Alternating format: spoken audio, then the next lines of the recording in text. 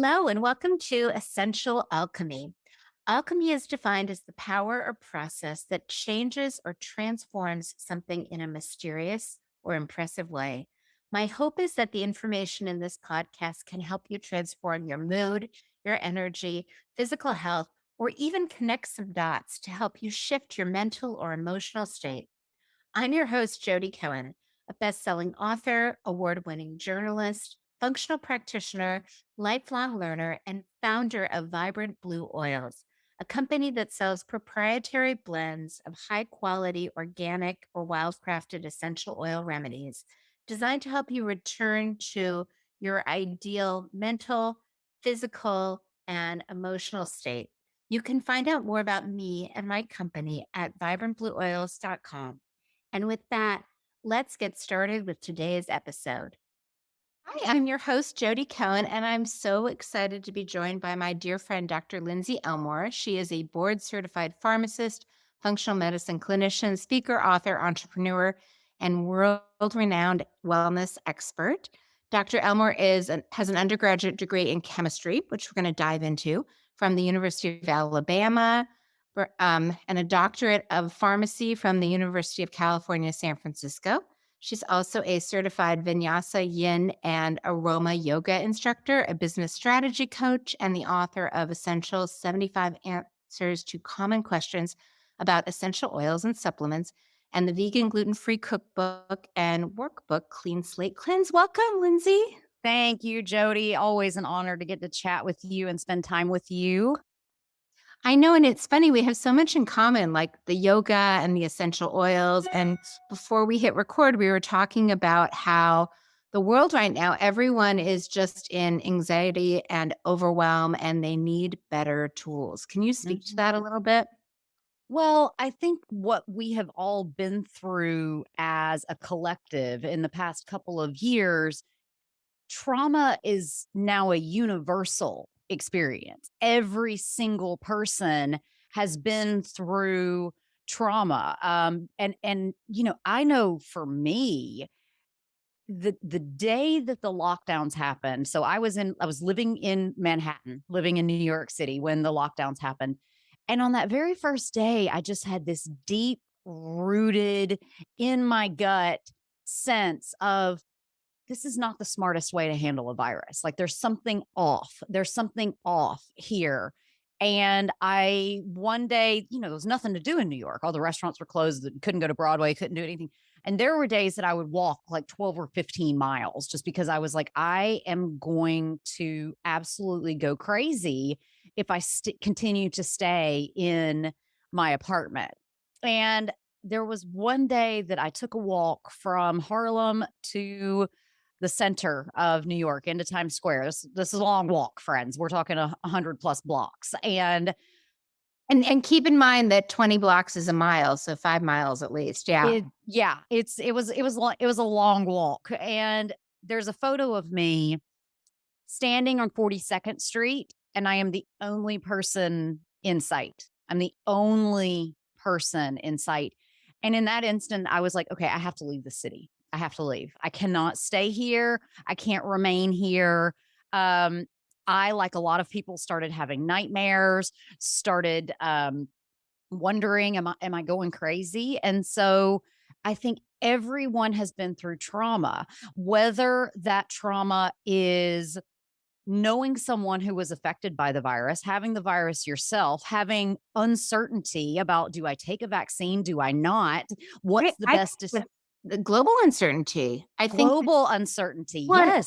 I felt like the target kept changing, like every other day there were new 5 days, 10 days, it was such a moving target. It was hard to feel certainty and safe.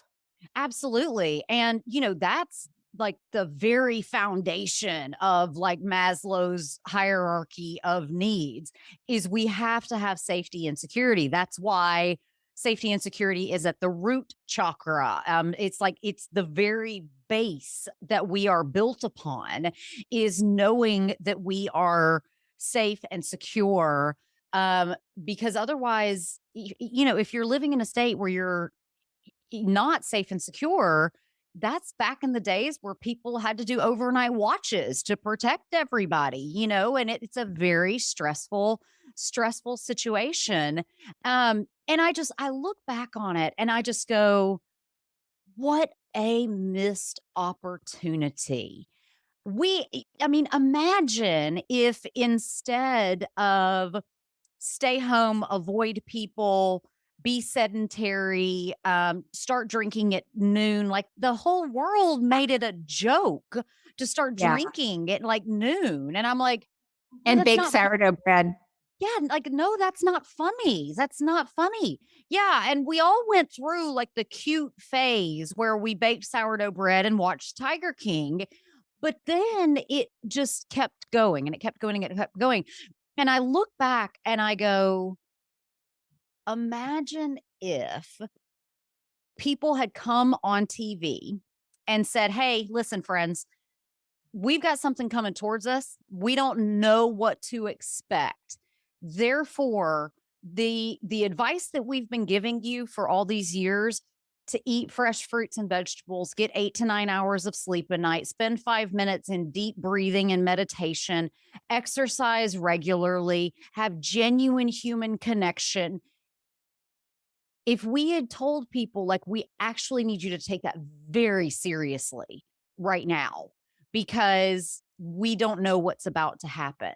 And, it also, I had a friend say to me the other day, she's like, but there's a new variant. And I was like, yeah, it's a virus. There's always of everything. So it's a collective trauma that has led to a lot of, a lot of arguments and a lot of pitting humans against each other, and we're supposed to stick together. We're better together as people. And it has led to also, I think, an anxiousness. I don't know, but if you're like me, I had to kind of relearn how to look people in the eyes, because we had been so distant from one another. Like I had to relearn some of these social skills. And that also is very unnerving. It makes you very Oh, yeah. anxious when you're out in public and you're like, I don't know how to interact anymore, you know?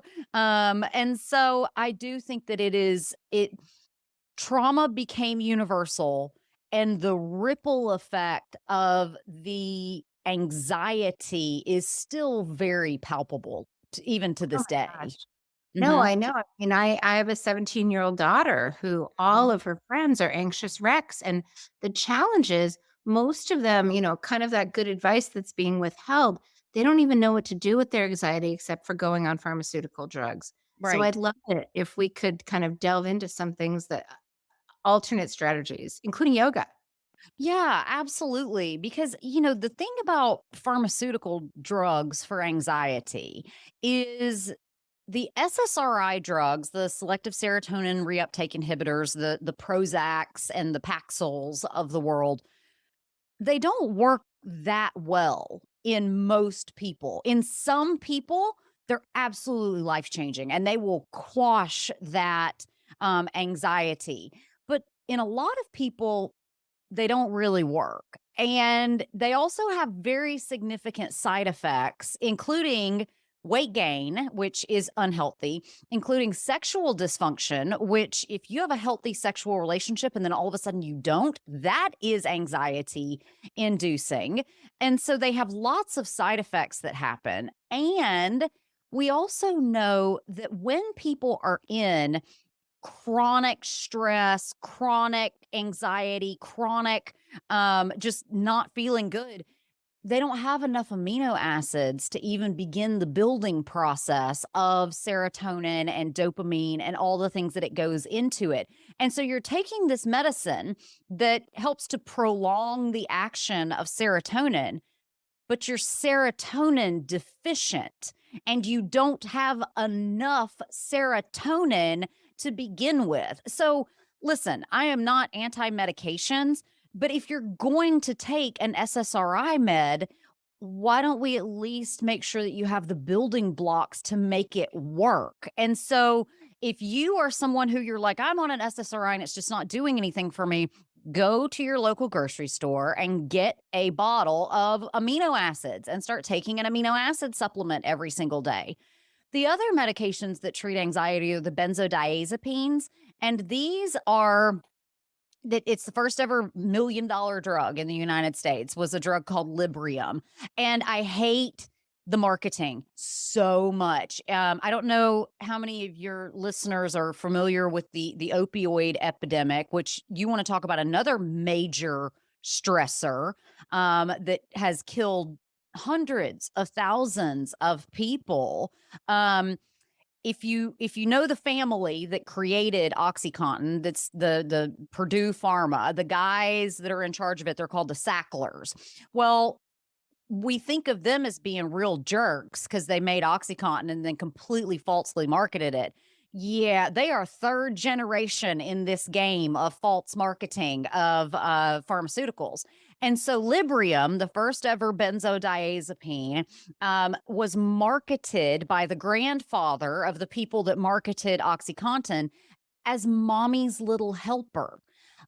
Ladies, we do not deserve to be told that we need an anti anxiety drug to get through the day. I also think that it's become fun to, you get your 3-year olds together and drink wine in the afternoon. Like, that does not compute. And so we're doing all of these behaviors that we know are toxic to us. And so when we think about what's the toolkit to reduce our anxiety, I on my Instagram feed, I do ask me anythings a lot. And I get all these questions about what do I do for generalized anxiety? And I'm like, I need you to learn to breathe. What do I do for my asthma? I need you to learn to breathe. What do I do for feeling sleepy in the afternoons? Learn to breathe. We've lost the art of breathing in this You can country. show people now. I just did, Winhoff actually has a good YouTube video where he works you up to holding your breath for 3 minutes. Most people can't hold their breath for 10 seconds. That is astonishing. I mean, you think about it, and most people don't even hold their mouth and their okay, so if you really wanna know how to breathe, number 1, your lips must be closed all of the time. If you are someone who wakes up in the middle of the night with your mouth gaping open, you you need to fix that because guess what? You are engaging your sympathetic nervous system the entire time that you are asleep. If you are breathing in and out of your mouth, train your children to breathe with their mouth closed. We also, tongue positioning is very important. So when your mouth is closed and you are breathing, the tip of your tongue reaches the roof of the mouth. This creates a tunnel almost where the air gets directed down into the trachea.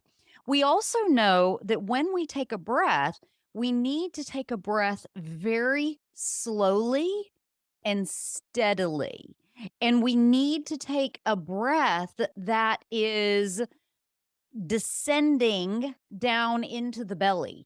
If you are breathing using your chest, you're breathing wrong and it's engaging your sympathetic nervous system and it's keeping you in fight or flight all day long. So, listeners, if you can do nothing else other than this one thing after listening to this, it is take a moment each day to breathe and breathe with intention, breathe with gratitude, breathe with a sense of what a true miracle it is that you're breathing.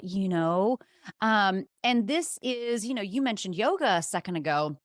This is one of the limbs of yoga. I think people think of yoga as the asanas, the postures, but the the postures came about secondary to the meditation. So the guy that created yoga. We don't know if it's one person or like a collection of just 10 people that all kind of contributed to this manuscript, but there's a book called the Yoga Sutras of Patanjali. And Patanjali is the guy that kind of wrote down what yoga is. And I think people think of yoga as like, okay, I've got on my super amazing Lululemon pants, which are covered in toxins, friends, covered in toxins. They just did, my friend is a very, very clean, crunchy lady, and she found a study where they analyzed like clothing from Lululemon and from many different yoga studios. I'm not hating on Lululemon, but it's covered in toxins that are causing anxiety. And so people think of yoga as a skinny white woman in tight pants doing some like twists and pretzels and this and that. Sun salutations. Yeah, sun salutations, all the things. But that is not what yoga is. Yoga is actually a practice of 8 different behaviors that can help to reduce anxiety on so many levels. So, yes, the asanas are great, but the asanas were only developed to still the monkey mind. That's what yoga is for. The practice of yoga is to still the monkey mind. And when you think about just how important pranayama is, Mhm. so pranayama is the breath work that it takes to go into yoga. If you're practicing asanas and not breathing through them, that's just working out. That's just working out. And the thing I love about pranayamas is that you can use them for different reasons. So the most classic pranayama is called samavriti, and that is basically where you inhale through your nose, slow and steady, and then you exhale through your nose, slow and steady. And the aim is to get the inhalation and the exhalation to be the same. So another bad breathing pattern that we have is we take these like really short breaths. We take very short breaths, and we tend to have our inhalation longer than our exhalation. Well, that's a problem because inhalation is sympathetic, exhalation is parasympathetic. And so when you get your pranayamas going and you got your samavriti, first work on just evening out the breath and then work on creating an even more slow and steady exhale. But there's other pranayamas too. And so you can do pranayamas if you're angry and you would like to not be angry anymore. Maybe you do a lion's roar where you stick your tongue out of your mouth and audibly make a and Yeah. just get the anger out, like let it go. Um, you can also do so another thing that I just think is going to help you to stay less anxious in general is another concept in yoga. It's called pratyahara. Pratyahara is the intentional withdrawal of the senses. And so this may be where and you can withdraw your senses in a million ways. You can practice what is called Brahmari breathing or like the humming bee where you press your thumbs on that protrusion in your ear called your tragus. And so press that tragus down and then cover your eyes. And then you just kind of like, Mhm. just kind of hum like a bee, right? And it's so soothing and so calming. Um, but you can also deprive your senses by turning off your TV, staying off of social media, stop arguing with people online. Like, just stop. You can practice sense deprivation by saying, you know what? I know that when I eat gluten and dairy that it tastes delicious, but for 3 days I feel more anxious and more constipated and my stomach is upset and all of the things. So we can withdrawal of the senses is also like okay, I'm not going to artificially inflate my dopamine with drugs and alcohol is another idea about it. There's also just like rules to live by Yeah, in what are yoga. your rules to live by? I'm curious because I have some. Yeah, I mean, well, I mean, I'm a huge fan of the fruits of the spirit. Like goodness knows if I can show up and whether you're Christian or not. I was talking with my guest on my podcast. Her name is Hithu Jugesser, and she and I were talking about how there's universal human goodness. And I think it's gorgeous that it's summarized into such a beautiful list in the fruits of the spirit, but whether or not you're Christian, showing up with love and joy and kindness and patience and self control and gentleness. All of those things are amazing. Um, and you think about in yoga, which is it has rules to live by as well. So there's the yamas, which are like moral codes, and then there's the niyamas, which are like your daily behaviors. And all of these make sense as anti-anxiety measures as well. The yamas include ahimsa, non-violence, non-harming. You are going to be kind to yourself, you're going to be kind to other people, you're not going to blow a gasket at the store because something's out of stock. And then, of course, like you're not going to kill things and harm things and beat things and all those things. And by the way, if anybody is doing that to you, you have a spot to reach out to. Go call someone, friend. Go call someone because you do not deserve that. That is the very basic, that's the first rule in yoga is don't harm other people. Don't harm other people. The next one is tell the truth. Tell the truth. You show up and you tell the truth. Um, and then the next one is don't steal things. That is going to make your life so much less anxiety ridden. I was redoing my will the other day and my attorney gets on and he's like, there are worse things you could be than a busy attorney. And I was like, oh, dude, yeah, you could be a busy criminal. Like that sounds terrible. That sounds like the worst job ever, like you think about people that break the law and you just go, how much anxiety do they have about that? And Or if they, even, taking credit for other people's work. Like, amen, don't steal that's things. yeah, I love our colleague Christine Schaffner is meticulous about giving credit for every idea, and I love that about her. Hmm. She's not presenting anything as her own. Absolutely. It will make people respect you more. And I learned from Stephen Covey on my podcast the other day. He said if you really truly want to get people motivated and get the best out of people, trust that they are inherently an amazing person and inspire them so much. Well, you can't do that if you're stealing credit for their work because they're not going to like you anymore.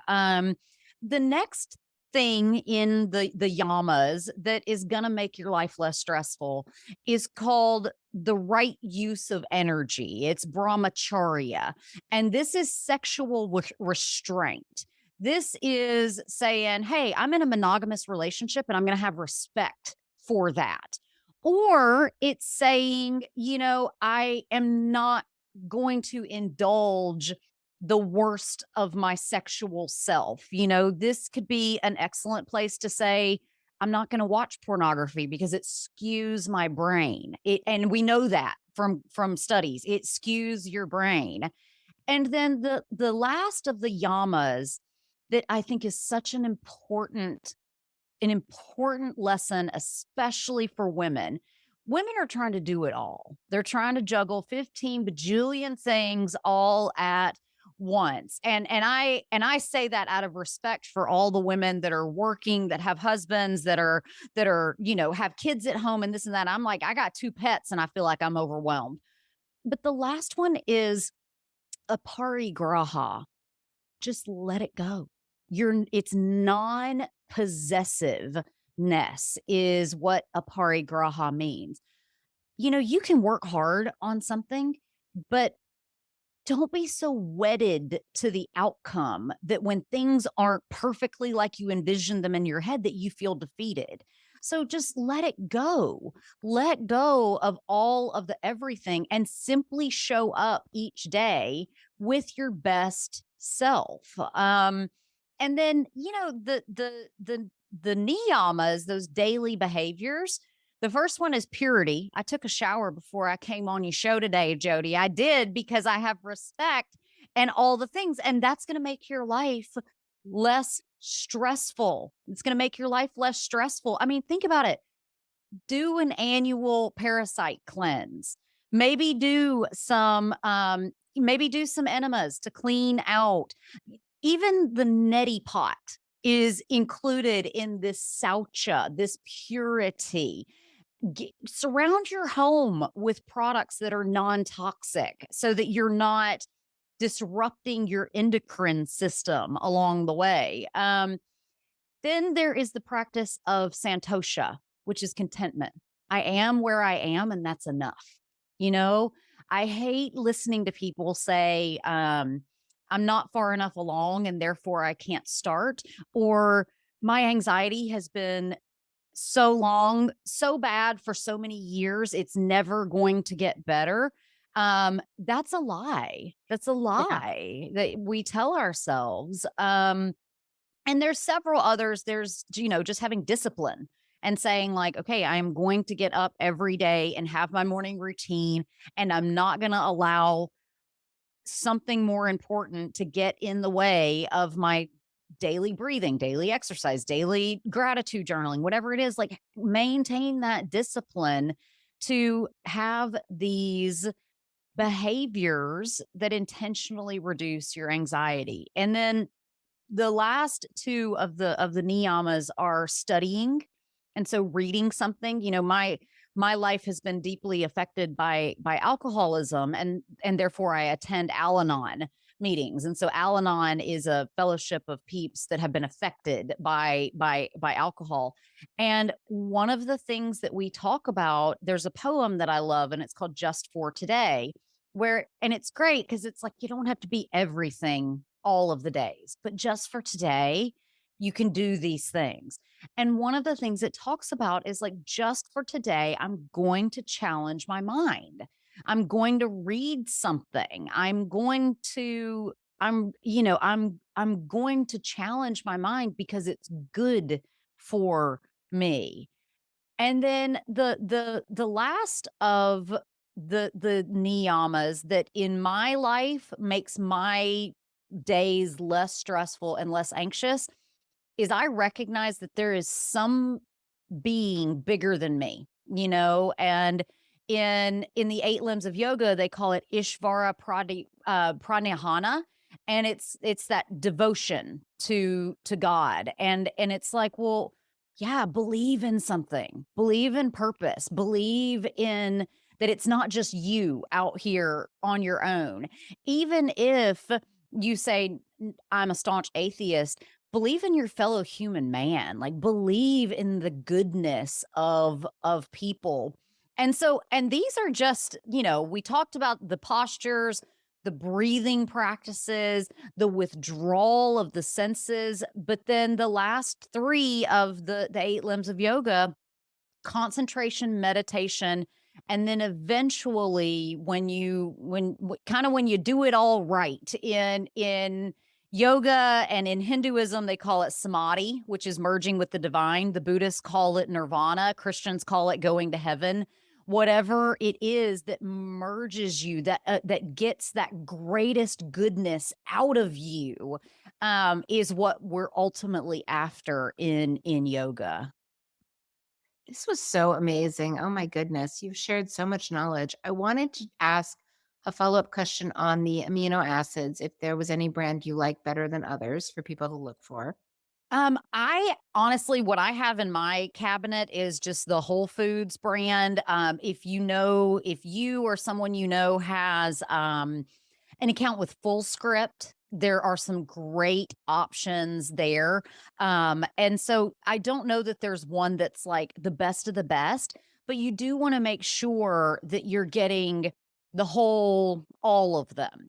At least you want your essential amino acids because those are the ones that we cannot make. And so we want to be sure that we're getting those. And so you want I just take all of them. Some Okay. people who are looking to have more like muscle development and muscle growth have the branch chain fatty acids. There are some fatty acids that specifically raise dopamine. And so if you're someone who For motivation. yeah, for motivation or yeah, Evan Brand said it to me yesterday. He was like, if you're somebody who gets bored easily, you lack dopamine. And so you might choose to take an L-theanine supplement for dopamine production. And so there are so many different amino acids that do, so many different thing and we just want to be sure that we're getting all of them. And so we can, we think about phenylalanine maintaining a healthy nervous system and there's, valine that helps with the muscle growth and threonines the immune system. And so we just really want to make sure that we're getting a good collection of them so that we have building blocks that we need in order to make our amino acids. Tryptophan so important in the production of vitamin B3 and serotonin. We also know, I think we think of melatonin as like the hormone that puts us to sleep, but serotonin is also extraordinarily important in regulating our sleep. And you want to talk about just something that causes anxiety, insomnia. Yeah. Insomnia is so provoking because you don't drain your brain at night. Yeah. No, that's great. And then the other follow-up I wanted to ask, do you have like a favorite breathing technique like box breathing, Winhof? Is there one that you recommend people start with? I recommend people start with Samavriti. I also, which is just where you're inhaling 2, 3, 4, exhale 2, 3, 4. Close your mouth, in through the nose, out through the nose. I also love box breathing, but I kind of take it to the next level using this is called Nadi Shodhana. And so you create a hand gesture. This is called Deer Mudra. And you make Deer Mudra by bringing your ring finger in. And this is my right hand. So my ring finger comes in, index finger and middle finger together, pinky extended. And then you place your index finger and your middle finger on your third eye. And then your pinky and your thumb help you to alternate. And so you can inhale through the left nostril, close both, exhale through the right nostril, inhale through the right nostril, close both, and then exhale through the left. And that is one round of Nadi Shodhana. Do that 3 times. It'll take you 40 seconds to do it. And you regulate your sympathetic and your parasympathetic nervous system. And you Um, balance the 2 hemispheres of the brain, which is really Balances the important. 2 hemispheres of the brain, actually drives oxygen to each side individually because our tracks are crossed, you know what I mean? So when we're doing something, perceiving something on the left side of the body, it's actually the right side of the brain that interprets all of it. And so we're intentionally driving towards one side or the other. But listen, if all of that sounded too complicated, just sit down and breathe for take 10 deep breaths in, 10 deep breaths out. And I also laugh. One time I was just like a little I was just like "Nyeh." I was in a bad mood, Jody. It happens sometimes. And my friend Ed, who has practiced yoga for many, many, many years, um, he says, "Stop." And I was like, Okay, fine, I'll stop." And he says, "Jump up and down." And I was like, "What?" And he said, "Jump up and down." And he's like, "Jump up and down 75 times. And so I started jumping because, Ed's my dear friend and colleague, and I know he knows his stuff. And by the time you're done jumping up and down, you think you're going to be angry. And again, no, like you can use a physical movement in your body. Same thing with anxiety. Your brain can't quite hold on to all the anxiousness when you're jumping up and down Yeah. or when you're bouncing or when, you're go for a walk, all the things. That's my, pivot. When when I first had my daughter, my sister-in-law was like, "Whenever they're crying, just take them outside. Just change scenery. It works like a charm." It works for me too. Yeah. Yeah, it works for all of us. I have a very active dog. She's a Hungarian Vizsla, and she will gladly walk or run as much as you want to. And there are days that I don't want to go. There are just days where I don't want to go. And then I catch myself and I go, I never regret it. You Yeah. never regret getting up in the morning and going outside in the sun and going for a walk. You're never going to regret it. My dad told me years ago, he was like, you'll never regret the time that you spend away from alcohol. You'll never regret the time that you spend genuinely paying attention to your children. Like we allow the world to kind of spin around us when we could be creating some intention in our life, I really think we can. No, I think so too. This was amazing. Is there anything else we haven't touched on that you'd like to share? I think I would just, encourage your audience, just keep coming back, keep listening to this show. Jodi is just such a wealth of knowledge and just knows so many smart, brilliant minds who are going to help you to overcome your anxiety. You do not have to live this way, friend. I say on my show, my podcast all the time, this is a podcast for people who believe that they deserve to be healthy. I believe that you deserve to live in a relaxed parasympathetic state, and Jodi's going to teach you how to do it. Well, thank you so much for joining us. Can you share where people can find out more about you? Yeah, absolutely. You can go to lindseyelmore.com or you can listen to The Lindsey Elmore Show anywhere that you listen to podcasts, at Lindsey Elmore on Instagram and Facebook, and at Dr. Lindsey Elmore on Pinterest and TikTok. Thank you so much. Thank you, Jodi. Thank you so much for listening. I hope this podcast empowered you with some useful information and takeaways. If you liked this episode, please consider sharing a positive review or subscribing. I would also love to offer you my free parasympathetic toolkit as a gift just for listening. It will teach you how to activate the most important nerve in your body to turn on your ability to heal. This free toolkit includes a checklist, a video, and a detailed guide. If this podcast prompted any questions, you can always find answers at my blog at vibrantblueoils.com or my book, Essential Oils to Boost the Brain and Heal the Body. Until next time, wishing you vibrant health.